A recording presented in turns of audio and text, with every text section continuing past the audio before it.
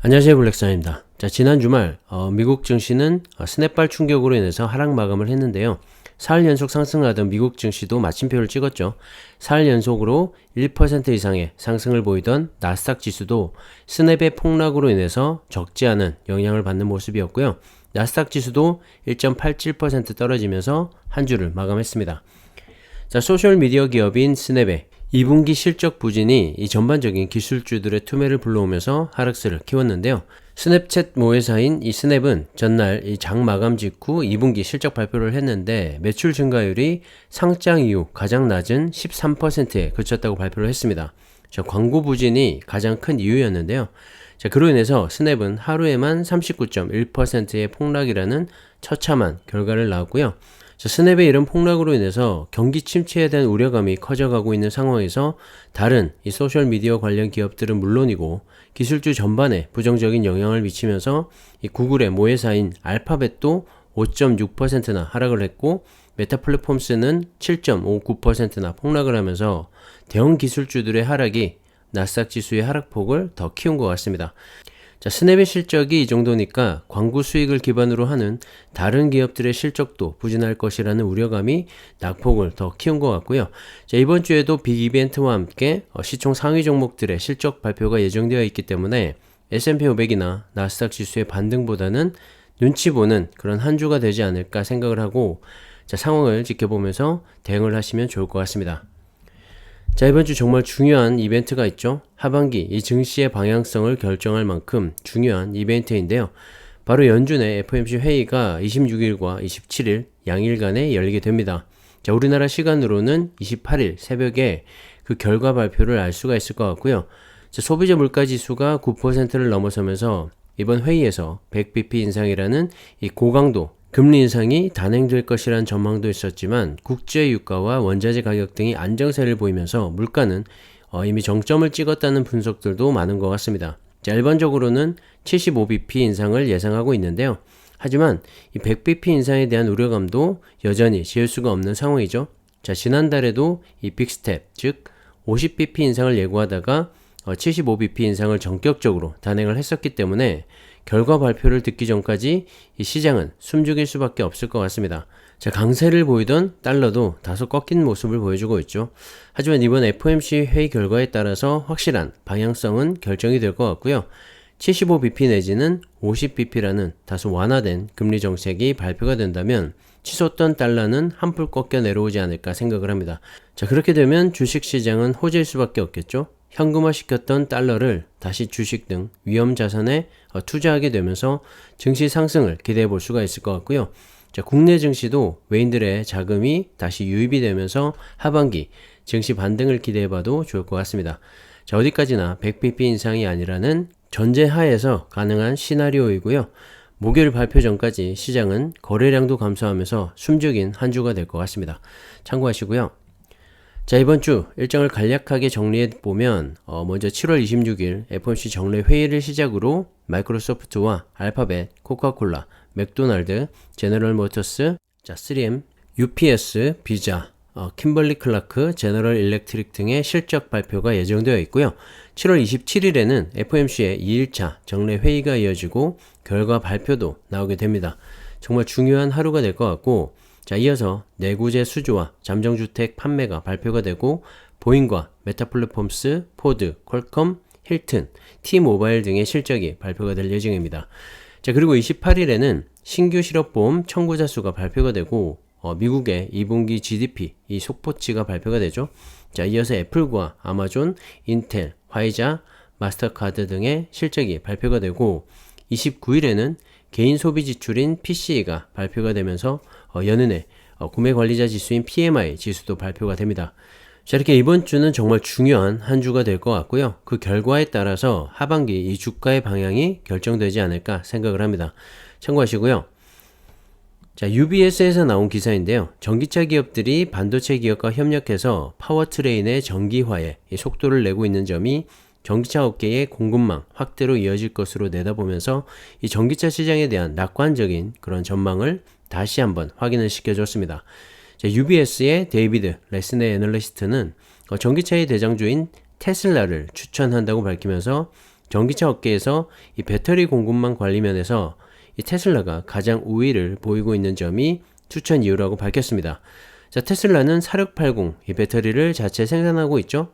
그리고 니켈과 리튬 등 배터리 원자재 확보를 위해서 광산도 매입을 하고 있고, 여러 원자재 업체와의 중장기 계약을 통해서 안정적인 배터리 공급망 확보에 가장 앞서 있다는 평가가 많습니다. 자, 그만큼 이 전기차 시대에는 이 배터리가 중요하다는 말이겠죠.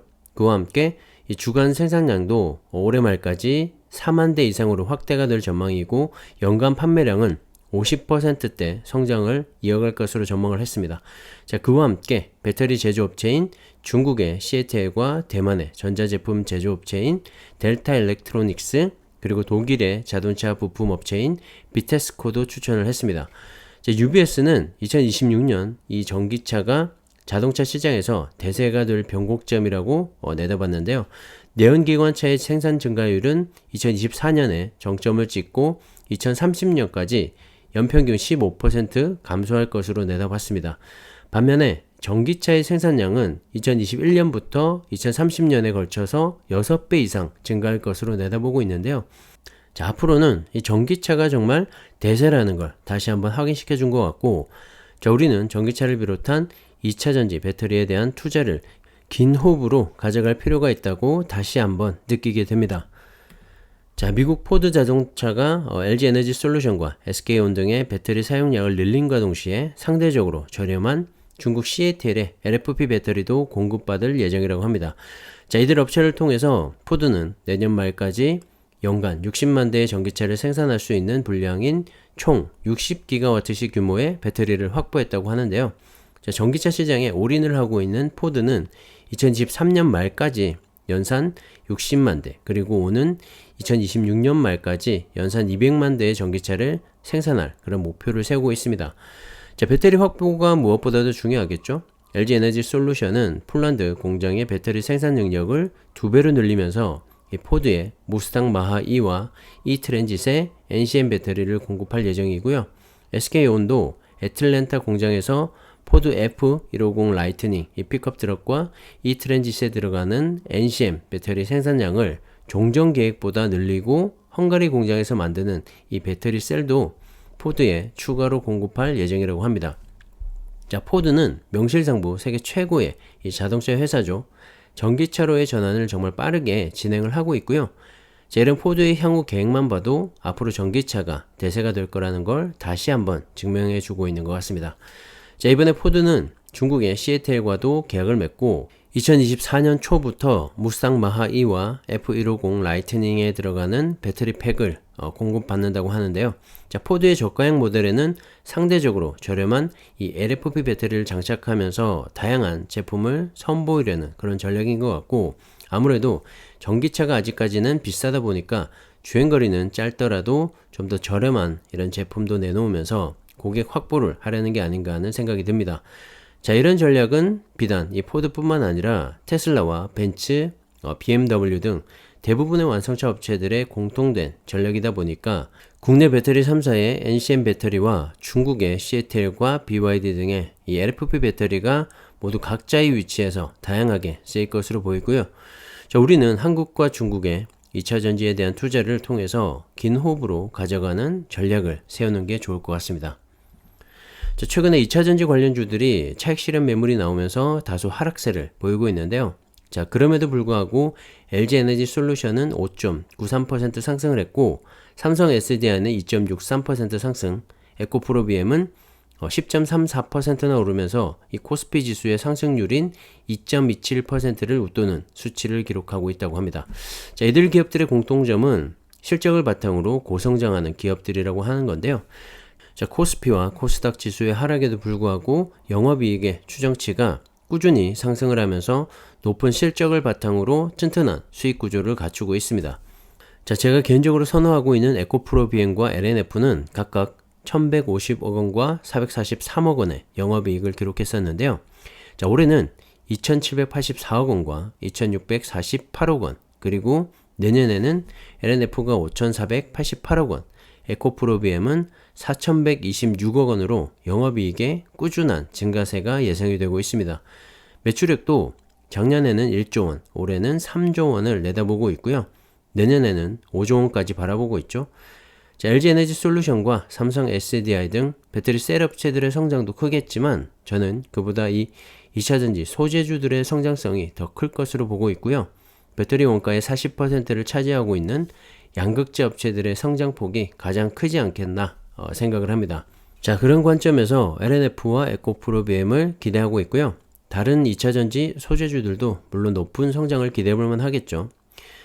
자, 이리저리 고민이라면 타이거, 2차전지 테마와 같은 ETF를 통해서 국내 2차전지 관련 기업들의 전반적으로 투자해보는 것도 중장기적인 관점에서는 안정적인 우상향을 기대해볼 수 있지 않나 생각을 합니다.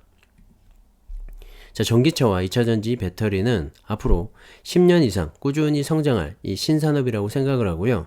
단타 매매로 일부 수익을 볼 수도 있겠지만 여유 자금으로 투자를 하신다면 이 주가가 오를 때나 내릴 때나 꾸준한 분할 매수로 수량을 최대한 확보하시기를 추천드립니다. 언제 또 급등장이 펼쳐질지 모르기도 하고 이 전반기 큰 조정이 이 하반기에는 또 큰 선물로 돌아올 수도 있기 때문입니다. 자, 오를 때가 있으면 조정을 받기도 하고요. 충분히 조정받은 주가는 또 상승세를 이어가기도 합니다. 타이밍을 맞출 수는 없지만 계속해서 보유를 하고 있다면 결국엔 좋은 성과가, 좋은 결과가 있을 거라고 생각을 합니다. 참고하시고요. 오늘은 여기까지 하겠습니다. 감사합니다.